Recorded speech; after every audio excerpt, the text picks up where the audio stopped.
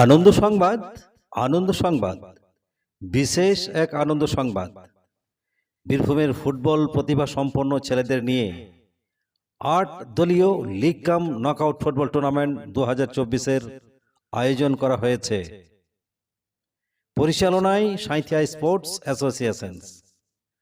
খেলার স্থান Sainthia Kamada Kinkar stadium, Jalibagan football maidan, Sainthia, Birbhum.